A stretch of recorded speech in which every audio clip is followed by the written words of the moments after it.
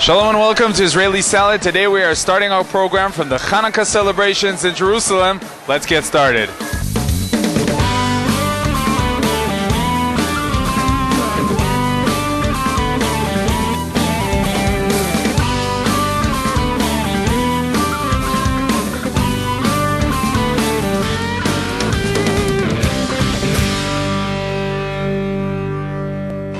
Hannukah Sameach to all our viewers. We are here, as I said, in Jerusalem for the Hannukah celebrations.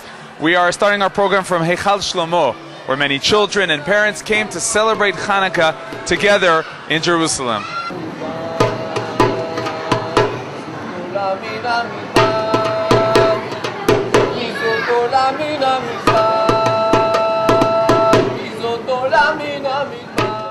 The Hanukkah celebration event was organized and produced by Ma'aleh, the Center for Religious Zionism, who arranged this type of event in many different locations throughout the country.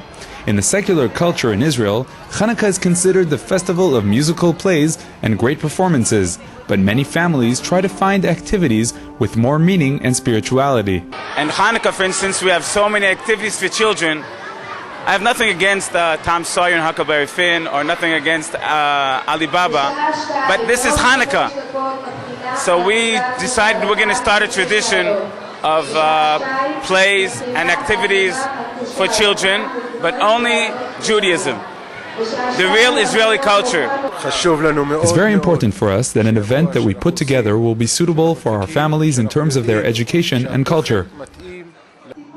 The children and parents who came to this colorful event take part in many wide-ranging activities. They can have here plays and activities and pantomime, and they can watch movies, all Judaism, all Israeli culture. They come here from 10 o'clock in the morning until after Hanukkah lights, candles, and the kids are enjoying themselves. We are teaching the children two ancient arts, the forming and creation of ceramic vessels and the art of mosaic. We came here today to see all different plays and join workshops. We came all the way from the northern city of Nahariya and we are enjoying ourselves. It was worth the effort. I like the workshops the most.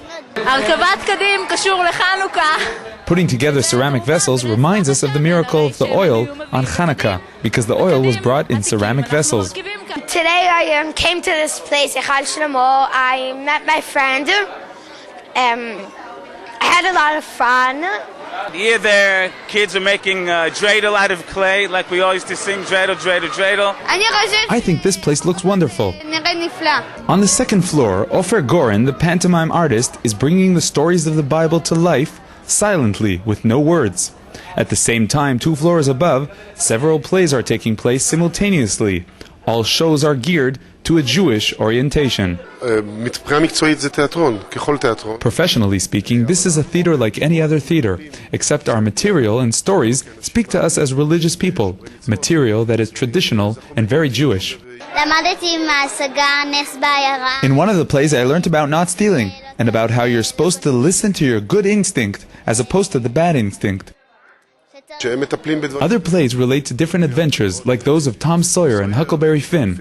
We relate to the adventures of Rabbi Yeshua ben Hananiah. He too had adventures. Many of our sages had very exciting adventures. Abraham and the other forefathers of our people had very exciting lives and stories. The organizers of the event hope they are starting an annual tradition. More and more parents are coming over to me saying, where were you last year? Where were you 2 years ago? But I'd rather them saying, let's meet again next year. Okay, from Heichal Shlomo in Yerushalayim, that'll be all for now. We'll be back right after this. You're far away from Israel, but did you know you could enter an Israeli mall? Israel NN Mall is the source for wonderful Israeli and Jewish gifts on the web. So check out our site at israelnnmall.com.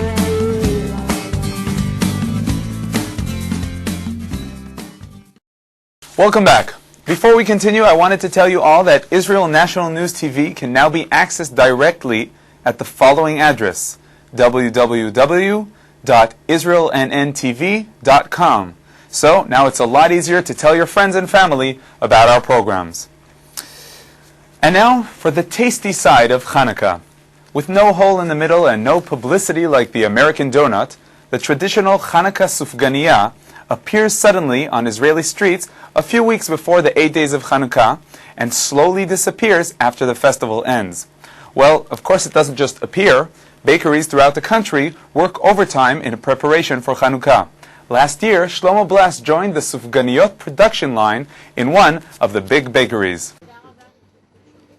There is not a bakery or grocery store in Israel where you will not find the Sufganiyot at this time of year. We decided to go to the Angel Bakery in Lod to get a better understanding of the Sufganiya making process. The Angel Company, which was established 75 years ago, manufactures mostly bread and rolls except for this time of year when the Sufganiya production line opens. We are now in the Angel Bakery in Lod, and we are joined by the manager of operation, Zohar Shoham. Hi. Hi. What are we going to see today? We are going to see all the procedure of the production of Sufganiyot, and from the mixing till the packing. The Sufganiyot we produce only for 2 or 2.5 months before Hannukah and few days after Hannukah. This is the market in Israel. How many Sufganiyot do you produce in this Hannukah period? This Hannukah period we are going to reach 600,000 Sufganiyot, and around 200,000 is during the Hanukkah holiday itself. And what can you tell us about the Sufganiya compared to the donut, which is so well known? Why doesn't the Sufganiya have a hole in it? We produce and make the Sufganiya according to the tradition. How many calories are there in a Sufganiya? Too much. So if you think about diet, forget about Sufganiya. If you want to enjoy the holiday, take 1 or 2 a day. You are not going to suffer from this. And because it's a short time, I believe everyone can allow to himself to eat in Hanukkah, Sufganiyot, or even before. All right, so why don't we go in so we can see the process? Okay, let's go.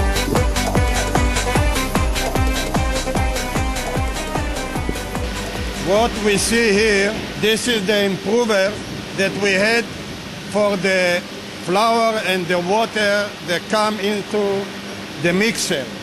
So we have here a yeast, we have a sugar, we have oil, we have eggs, we have a lot of some vanilla, some other things that improve the taste, and even we put a little bit alcohol that help for the Sufganiya to develop itself. Is it a standard recipe, or do different bakeries have their tricks? It's very close in all the other bakeries, but each one develop its own recipe.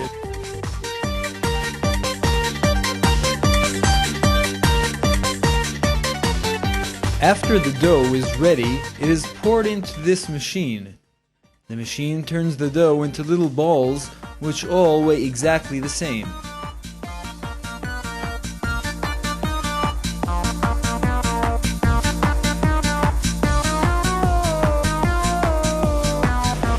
Okay, now we're going to ask one of the workers here to put a stamp on one of the Sufganiyot, and we'll follow it until it comes out at the end.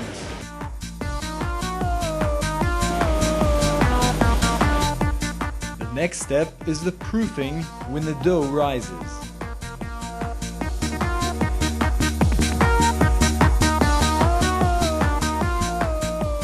Behind me you can see the fermentation room, special one for the Sufganiyot dough. And the Sufganiyot dough stay here around 30 minutes to 40 minutes, depending on the weather around. And after that they are ready for the frying. While the dough rises, the preparations continue. The kashrut supervisor turns on the machine, which does the frying. and the machine is filled with buckets of fresh oil. In parallel, the jelly, which will be injected at the end of the process, is being prepared. The jelly cannot be too thick or it will clog up the injection tubes. The Sufganiyot have risen now, and the frying process begins. Zohar shows us our Sufganiya, which immediately joins the rest for a short journey through a tub of boiling oil. The Sufganiyot are fried, flipped, drained, and finally injected with strawberry jam. At this point, we are really getting quite hungry.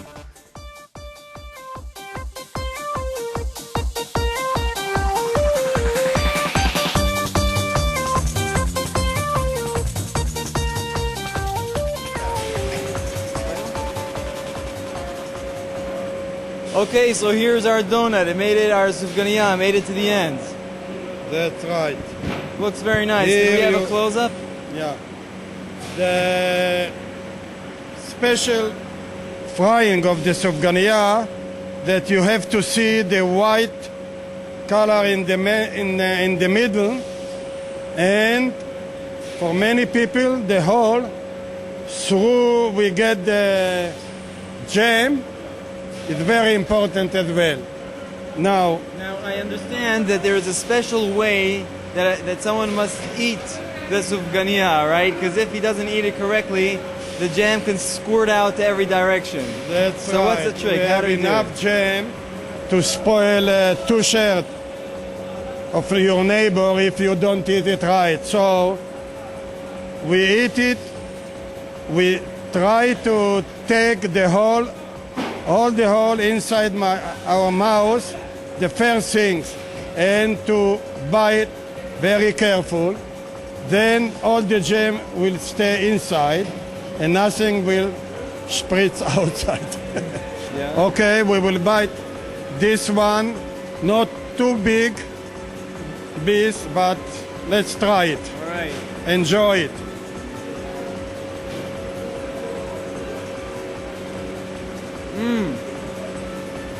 Something, huh? Yeah. Very fresh. Happy Hannukah. Happy Hannukah. Happy Hannukah to all of you.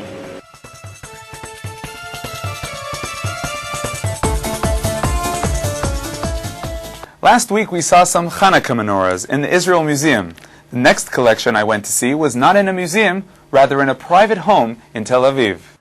When entering William Gross's home in North Tel Aviv, you can't miss the fascinating collection of Jewish ritual artistic items, better known as Judaica. The collection has been built over a period of almost 40 years. I look at the collection as documentation of Jewish life, and each one of these objects, which of course you can look at as an art object, for me are historical documents. As the festival of Hannukah is coming to an end, I came to William's home to see his unique collection of Hannukiyot, Hannukah menorahs. The Hannukiyot in the collection are diverse, and the influences of many cultures can be seen on all of the pieces. The Hannukiya, other than, let's say, 8 lights and a shamash in most cases, you can see such incredible differences stylistically. But what that shows me, and I think the important lesson that we have to learn from that, is that while these Jews lived everywhere, and they lived among foreign cultures, as it were, nonetheless, the essential basic idea of Judaism remained the same everywhere. And the Hannukiya really represents that because of its many different styles, while it's still being readily identifiable as a Hannukiya. And now let's take a tour through William Gross's collection. Hanukkah lamps very often carry architectural motifs, and since architecture is very often a very local phenomenon, you can often identify Hanukiyot according to the architectural design which is predominant in that particular object. If you look at this one, you'll see 2 columns, a very rounded top. You would see exactly the same kind of thing in entranceways, 2-story tall entranceways in Italy. If we take a look at this Hanukkah menorah, The difference between this and the previous one is quite obvious. It's very oriental in its feel. You have arabesque arches, pointed arches. The kind of design and the swirling work is very non-European, and it's Moroccan, and it copies the kind of architecture which you can find in mosques and public buildings and private homes in any city in Morocco. I'm sure that you can all see very easily that this is an unusual Hannukah menorah, and the fact that it has 2 ranks of lights, something which I'm sure almost nobody has ever seen, and we really don't have many examples of it. And it was an isolated local custom in one community in the area of Alsace in France, on the German border, which, according to tradition, would be used by a father and a son together for the lighting of the candles on Hanukkah. Now we'll travel to Holland, where we can see a Hannukah menorah. We see the heart motif, which is part of the reflecting back, which was used in many, many different places. William also explained to me the big difference between Judaica and regular art. These are not art objects. Today, for better or for worse, because of the way we live in the modern world and the way culture is viewed, these are seen as art objects because most people who are not religious Jews see them in a museum setting. They don't see them in a home setting. Clearly, these were utilitarian objects. They were all made primarily to serve a function. They were made to carry out a mitzvah. The concept of embellishing utensils used in mitzvot is part of the efforts to perform all of God's precepts and fulfill His will with adornment, hidur mitzvah. And you will see all different levels. I mean, you will find in a poor community, in a rural area of Bavaria, you may find rimonim which are made of wood, and they're painted. That for them was hidur mitzvah because that's what they could afford. So it's all really relative. The degree of art that's in the object is dependent on the circumstances, the community, the time, the culture, the economics of the time in which it was born. All this talk about how Jews were influenced by other cultures reminds you of what Hanukkah is all about. Hanukkah is about the rejection of foreign influences and the reassertion of Jewish life in its true traditional way. And in essence, what we see in these ritual objects is the very obvious influence of foreign cultures on our ritual objects. But I think that there's a wonderful lesson in that, because it shows how these Jews who lived in the diaspora were able to live a quintessentially Jewish life. They were no less religious in the 18th century than Jews are today. And yet they had no problem whatsoever preserving those things that were truly important in Jewish life, while not rejecting those things which in essence are stylistic and outside and don't have an effect on that life. And now, our weekly insight. Today, Rabbi Samson joins us by phone. Shalom, Rabbi Samson. Shalom, Yoni. Shalom to all of our viewers. On our last report, we talked about the essence of Hanukkah in terms of Jewish culture and Jewish life. So what's the meaning of Hanukkah in that issue? Yoni, I have to share with you a halacha which is maybe the most ironic halacha in the entire Torah. You know, you're not allowed to write a Torah in any other language except for the Hebrew language. But there's one exception. And the exception is Greek. According to the strict halacha, you're allowed to write an entire Torah scroll in the Greek language. And to say this on Hanukkah, it's just an unbelievable thing.